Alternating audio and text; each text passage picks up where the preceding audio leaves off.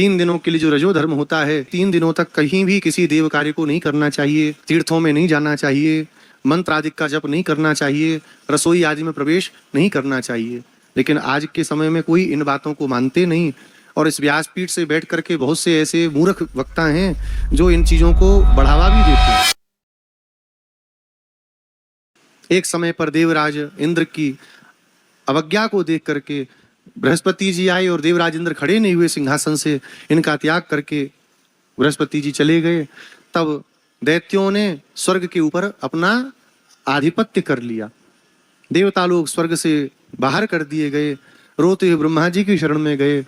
ब्रह्मा जी ने कहा जाकर के त्वष्टा के पुत्र हैं जिनका नाम है विश्वरूप, उनको तुम अपना पुरोहित बनाओ।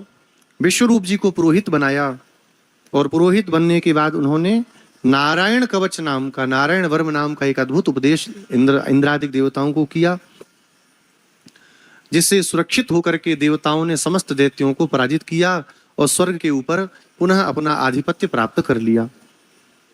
अब इनके जो पुरोहित बने कौन है? विश्वरूप। ये दैत्यों के भांजे लगते थे।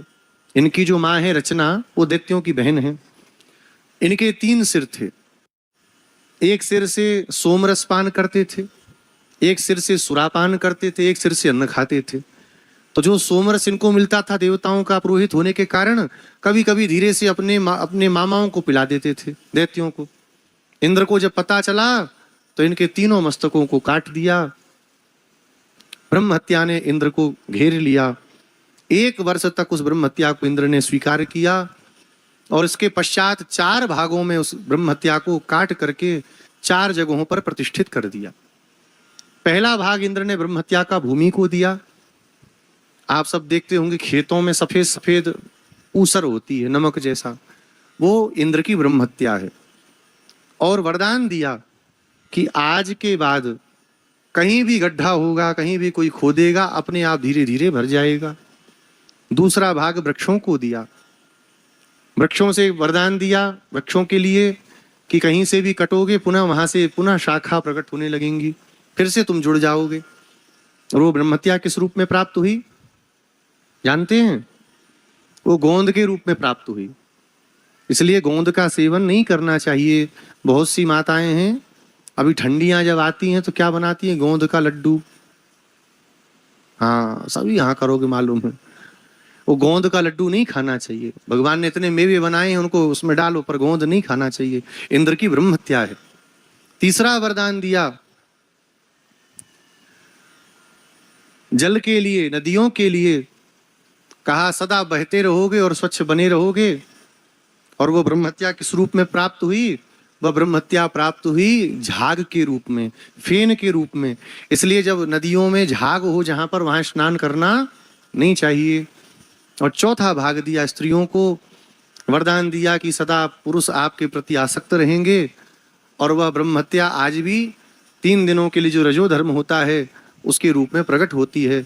इसलिए 3 दिनों तक कहीं भी किसी देव कार्य को नहीं करना चाहिए, तीर्थों में नहीं जाना चाहिए, मंत्र आदि का जप नहीं करना चाहिए, रसोई आदि में प्रवेश नहीं करना चाहिए। लेकिन आज के समय में कोई इन बातों को मानते नहीं और इस व्यासपीठ से बैठ करके बहुत से ऐसे मूर्ख वक्ता हैं जो इन चीजों को बढ़ावा भी देते हैं। क्या जरूरत है? कुछ नहीं होता। क्यों कुछ नहीं होता? अगर धर्म की मानो तो बहुत कुछ होता है, और धर्म को ही मत मानो तो फिर तो संसार में कुछ भी नहीं होता। फिर तो पिता भी पिता नहीं है। पिता को पिता कौन बताता है? धर्म बताता है। माँ को माँ कौन बताता है? धर्म बताता है। बहन को बहन कौन बताता है? धर्म बताता है। जब कुछ नहीं है तो फिर तो माँ भी माँ नहीं, पिता भी पिता नहीं, फिर तो जानवरों की तरह कहीं भी भटको आप जा करके। लोग कहते हैं एक प्रश्न बहुत आयत आता है और सभी लोगों के पास जाता है प्रश्न, मेरे पास ही आया सो बात नहीं। महाराज जी अगर वृंदावन आए, गोवर्धन जी आए और उस समय रजो धर्म शुरू हो गया, तब क्या करें? दर्शन कर सकते हैं कि नहीं? ऐसे ऐसे महामूर्ख वक्ता हैं। अब चिड़ मचती है सुन करके। कहते हैं हाँ दूर से दर्शन कर सकते हैं, कोई दिक्कत नहीं। कौन सा शास्त्र पढ़ के बैठे भगवान जाने। ये व्यासपीठ किसी को अच्छा लगाने के लिए नहीं है, ये सत्य को बताने के लिए व्यासपीठ है। अच्छा लगाने के लिए कि हमारी बात सुन के आपको अच्छा लगे, ये व्यासपीठ इसलिए नहीं है। अगर आप किसी तीर्थ में गए और वहां पर आपको रजो धर्म शुरू हो गया तो जहां पर जिस धर्मशाला में जिस होटल में हैं वहीं आप 3 दिन रहिए, चौथे दिन भी वहीं रहिए, 5वें दिन दर्शन करने जाना चाहिए। चौथे दिन स्नान करके शुद्धि हो जाती है, लेकिन तब भी मंदिर में नहीं जाना चाहिए। 5वें दिन से देव कार्य कर सकते हैं आराम से, फिर 5वें दिन मंदिर जाइए। अगर आप रजस्वलावस्था में किसी मंदिर में जाते हैं तो पुण्य तो नहीं मिलेगा, महापाप के भागीदार आप बनेंगे। जो धर्म को मानते हैं वो इस बात को आज भी मानते हैं, और जो जानवरों के समान वर्ताव करने वाले वो नहीं मानते और भोगते भी हैं। ये 4 भागों में ब्रह्म हत्या को किया। जब त्वष्टा को पता चला हमारे पुत्र को मार दिया इंद्र ने,